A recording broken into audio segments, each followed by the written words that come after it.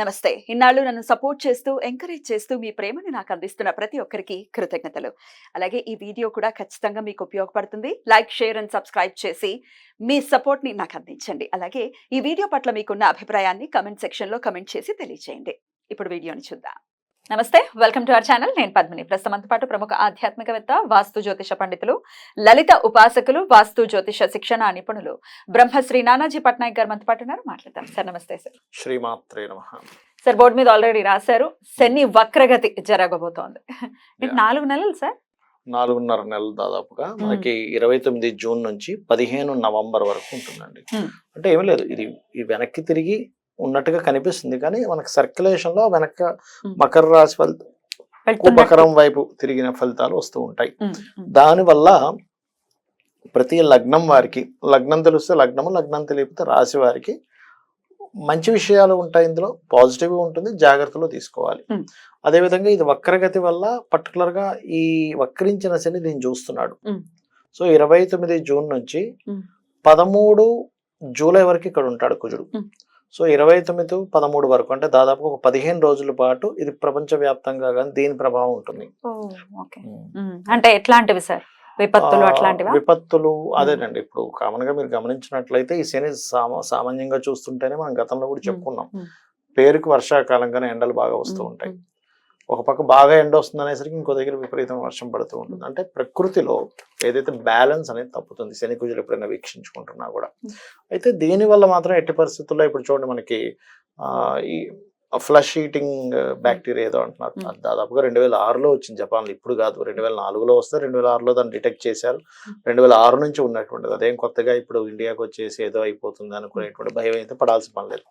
కాకపోతే ఈ కాంబినేషన్ వల్ల ఏమిటంటే ప్రపంచవ్యాప్తంగా కానివ్వండి, దేశాల వారిగా కానివ్వండి, మనకి రాష్ట్రాల వారిగా కానివ్వండి, అనవసరమైన గొడవలకు దారితీస్తూ ఉంటుంది. సాధారణంగా ఇది మనకి క్రోధినామ సంవత్సరం. కుజుడు ఓన్ హౌస్ లో ఉన్నాడు.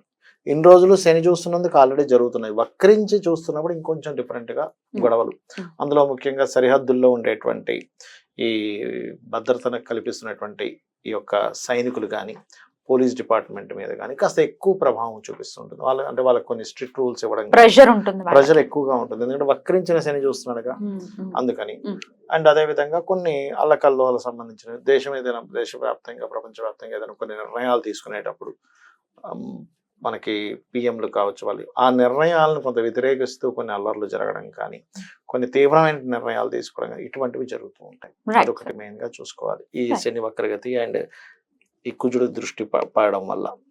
అయితే ద్వాదశ రాశులకి కూడా డెఫినెట్ గా ఆయన ఇచ్చేటటువంటి ఫలితాలు ఉంటాయి కదా సార్? ఉంటాయి. డెఫినెట్ గా మార్పు ఉండబోతోంది. ఎందుకంటే అష్టమ శని, అర్ధాష్టమ శని, ఏళ్ళనాటి శని వాళ్ళకి ఎలాగో అలాగే ఉంటుంది. కానీ అష్టమ శని, అర్ధాష్టమ శని వాళ్ళకి ఏమైనా డిఫరెన్సెస్ ఉంటాయా? Right sir. అయితే మరి ద్వాదశ రాశుల వాళ్ళు కూడా ఈ పీరియడ్ ని ఎట్లా ఉండబోతుంది ఈ 4.5 నెలలు కూడా, అలాగే శని యొక్క అనుగ్రహమే పొందడం కోసం ఎట్లాంటి రెమెడీస్ చేసుకోవచ్చు అనేది ఒక్కసారి వివరంగా అన్ని రాశుల వాళ్ళకి చెప్తారా సార్? చెప్తాను. ఆఖరిలో ఈ అర్ధాష్టమ, అష్టమ శని వాళ్ళకి ఏం మార్పు వస్తుందో కూడా చెప్తాను, ఎండింగ్ లో చెప్తాను. తప్పకుండా సార్. ఆల్రెడీ అర్ధాష్టమ శనితో ఇబ్బందులు పడుతున్నటువంటి వృశ్చిక రాశి వారికి ఈ వక్రగతి ఎలాంటి రిజల్ట్స్ ఇస్తుంది అనుకోవచ్చు? అర్ధాష్టమ శని ప్రభావాన్ని తగ్గిస్తుంది, బికాస్ ఆఫ్ వక్రించాడుగా కాబట్టి తగ్గిస్తుంది.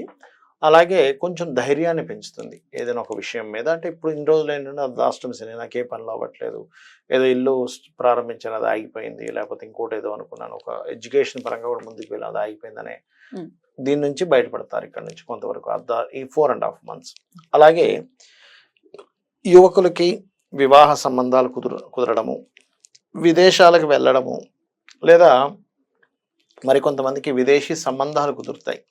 అలా సంబంధాలు కుదరడము, వీళ్ళు ఏదైనా ఒక బిజినెస్ స్టార్ట్ చేస్తే ఎవరైనా బంధువర్గంలో వాళ్ళు లేదా గవర్నమెంట్ జాబ్ చేసే వాళ్ళు ఇన్వెస్ట్మెంట్ చేయడము, ఇటువంటి ఫలితాలు వస్తాయి వీరికి శని వక్రగతి వల్ల. అలాగే మరొక విషయం ఏంటంటే కొంచెం అంటే కొన్ని ప్లానింగ్ గా చేసిన కొన్ని ఇన్వెస్ట్మెంట్స్ వల్ల లాంగ్ టర్మ్ లో మంచి లాభాలు రావడము, ఇటువంటివి కూడా పర్టికులర్ గా చూపిస్తుంది. బట్ ఓవరాల్ గా ఏంటంటే గురువు యొక్క దృష్టి కూడా రాశి మీద ఉంది కాబట్టి, అది పంచమాధిపతి అవుతున్నాడు కాబట్టి ఇక్కడ ఈ రాహు యొక్క ఎనర్జీస్ని గురువు తీసుకొని దాన్ని అందిస్తున్నాడు లగ్నానికి. సో అందుకని విదేశీ సంబంధించిన విదేశాల్లో ఉండే ఫ్రెండ్స్ కావచ్చు, విదేశాల్లో ఉండి నివసించే వాళ్ళు కావచ్చు, వాళ్ళ సపోర్ట్, ఎన్ఆర్ఐస్ సపోర్ట్ లభించడము, బిజినెస్ పర్పస్ కి వీటికి బాగుంది. మరి జాగ్రత్తలు ఏం తీసుకోవాలి అంటే ఇక్కడ పర్టికులర్ గా లగ్నాధిపతి 6లో ఉన్నాడు, శత్రువుపై జయాన్ని ఇస్తుంది. కానీ ఈ శని దృష్టి ఉండడం వల్ల శత్రువుల వల్ల కొంత ఇబ్బంది ఇస్తూ ఉంటుంది వృశ్చికం వారికి. అంటే అనవసరమైన అకారణంగా శత్రుత్వాలు ఏర్పడటం, చిన్న మాటకి కూడా ఏదో పెద్ద శత్రుత్వం, గొడవ, ఇటువంటివి ఎక్కువగా చూపిస్తున్నాయి ఇక్కడ చూసుకున్నట్లయితే ముఖ్యంగా. అండ్ అలాగే దూర దూర ప్రాంతాలకు వెళ్ళి ఉద్యోగం కోసం ఇక్కడ కాకుండా ఎక్కడికో వెళ్ళి వెతుక్కుంటూ ఉంటారు. అటువంటి వారు ఈ 4.5 months జాగ్రత్తగా ఉండాలనేటువంటి చూపిస్తుంది. ఓకే సార్, ఆరోగ్యం ఎలా ఉంటుంది అనుకోవచ్చు సార్ వీళ్ళకి? ఆరోగ్యానికి అయితే కొంచెం వేడి చేయడం, ఎందుకంటే 6th house లో కుజుడు ఉండి దృష్టి పడుతుంది కదా. ఒకవేళ ఇది లేకపోయినా ఈ రాశిని చూస్తుంటాడు కుజుడు, చూస్తున్నందుకు ఏంటంటే కొంచెం పొత్తి కడుపులో వేడి చేయడం, కొంచెం బాడీ పెయిన్స్ రావడం, ఇటువంటివి ఇస్తూ ఉంటుంది. జాగ్రత్త తీసుకోవాలి. ఫైనాన్షియల్ గా ఎలా ఉంటుంది అనుకోవచ్చు సార్? ఫైనాన్షియల్ మ్యాటర్స్ కనుక తీసుకున్నట్లయితే ఒకటి, విదేశీ ధనయోగాలు అయితే ఇప్పుడు యాక్టివ్ గా ఉన్నాయి వీరికి, విదేశీ ధనయోగాలు. ఎందుకంటే ఇక్కడ మనకి ఎప్పుడైనా కూడా 2వ అధిపతి సప్తమంలో ఉంటే విదేశీ ధనయోగం, బికాస్ ఆఫ్ సప్తమం కూడా విదేశీ ఆగమనాన్ని చూపిస్తుంది. ధనం వెళ్ళి అక్కడ ఉంది అంటే వీళ్ళు ఫైనాన్స్ అంతా కూడా వీళ్ళకి ఆన్లైన్లో ఇక్కడ నుంచి విదేశీ కంపెనీస్ చేయడం కానీ, విదేశాలకు వెళ్ళి ఉద్యోగం చేయడం వల్ల కూడా వీళ్ళకి బాగుంటుంది. వివాహాలకి ప్రయత్నం చేసే వాళ్ళకి అనుకూలిస్తుందా ఈ పీరియడ్? అనుకూలిస్తుంది, ఎందుకంటే ఇందాక నేను స్టార్టింగ్ లో చెప్పాను కదా నేను మీకు, అందులో ముఖ్యంగా బంధువర్గము, మెడికల్ రంగాల్లో ఉద్యోగం చేస్తున్నటువంటి వారికి అండ్ బిజినెస్ చేసేటువంటి అలాంటి సంబంధాలు ఎక్కువగా వస్తాయి. సంతానం కోసం ఎదురు చూసే వాళ్ళకి ఏమైనా గుడ్ న్యూస్ ఉంటుందా? సంతానం కోసం అంటే పంచమ రాహు ఉన్నాడు కదా, కొంచెం అంటే కొంచెం మిస్క్యారేజ్ అవుతూ తర్వాత సక్సెస్ అవుతుంది. కాకపోతే దుర్గా ఆరాధన కనుక చేస్తే, ఓం దుమ్ దుర్గాయ నమః అని చేసుకుంటే అన్ని విధాలా బాగుంటుంది. సంతానము, రాజకీయం అన్ని విధాలా బాగుంటుంది. మరి వీరు ప్రత్యేకంగా శని గురించి అయితే కనుక ఎట్లాంటి పరిహారం చేసుకోవాలి సార్? సాటర్న్ గురించి పరిహారము అంటే ఫస్ట్ ఆఫ్ ఆల్ వీళ్ళు సాష్టాంగ నమస్కారాలు ఎక్కువగా, కొంతమంది పొరుగు దండాలు అంటుంటారు, పొరుగు దండాలు అట్లాంటివి చేసుకోవడము. అండ్ అదే విధంగా దుర్గా ఆరాధన చేయడము, ఇవి చేసుకుంటే మంచిది. మరి కామన్ గా వీళ్ళు చేసుకోవాల్సినటువంటి రెమెడీస్ కూడా చెప్తూ ఉన్నారు కాబట్టి వృశ్చిక రాశి వారు ఏ రెమెడీని చేసుకోవాలి సార్? వృశ్చిక రాశి వారు కానివ్వండి, ఏ రాశి ఏ నక్షత్రం తెలియని వాళ్ళకి కూడా రెమెడీ పనిచేస్తుంది నీకు చెప్పబోయేది. అదేంటో ఇప్పుడు చూద్దాం. మరి కామన్ గా చేసుకోవాల్సినటువంటి రెమెడీస్ ఏంటి సార్? ఫస్ట్ ఆఫ్ ఆల్ ఏంటంటే మనకి విశ్వంలో ఎప్పుడైతే ఫలానా ప్లానెట్, ఒక ఎనర్జీ కలిగిన ప్లానెట్ ఇంకో ఎనర్జీ కలిగిన ప్లానెట్తో వీక్షణలు ఉన్నప్పుడు ప్రకృతిలో మార్పులు వస్తాయని చెప్పుకున్నాం మనం. అంటే ఎండ, వర్షం, ఇవన్నిట్లో ఎలా ఉంటుందో జీవుల మీద కూడా దాని ప్రభావం ఉంటుంది. సహజంగానే ఇది క్రోధినామ సంవత్సరం, కొంచెం గొడవలకు ఎక్కువ దారితీస్తుంది. కాబట్టి ఈ 2 గ్రహాలకి పర్టికులర్గా అంటే కుజ శని గ్రహాలకి దీపారాధన చేయడం చేయాలి, ఇప్పుడు ఎనర్జీ కంట్రోల్ అవుతుంది.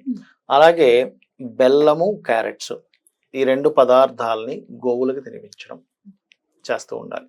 బెల్లం ఒకటి, క్యారెట్స్ ఒకటి. మంగళవారం, శనివారం తినిపిస్తూ ఉండాలి. వీలైనంత మటుకు ఆంజనేయ స్వామి ఆలయాలకు వెళ్ళడము, ఓం హరిమర్కట మర్కటాయ నమః అందరూ చేసుకోవచ్చు, లేదా ఓం అనాకలిత సాదృశ్య చుబుక శ్రీ విరాజితాయ నమః. ఎందుకంటే శని వక్రించాడు కదా, అంటే ఈ లాభము కర్మ కనెక్ట్ అయ్యాయి. లాభము కర్మ శనికి సంబంధించిన మంత్రాల్లో, అంటే శని అనుగ్రహం కలగాలనుకునేటువంటి దాంట్లో అమ్మవారి మంత్రాల్లో ఇది బ్రహ్మాండంగా పనిచేస్తుంది. ఓం అనాకలిత సాదృశ్య చుబుక శ్రీ విరాజితాయ నమః.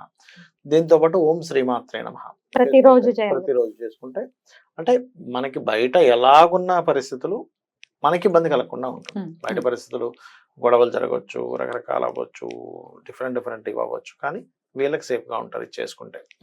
అండ్ అలాగే ఇంకోటి ఏంటంటే శని వారము మరియు మంగళవారము గోవులకు క్యారెట్స్, బెల్లం తినిపించడంతో పాటు వీలైతే గనక పెరుగన్నాన్ని పంచడం పేదలకి, లేదా గూడాన్నము అంటారు.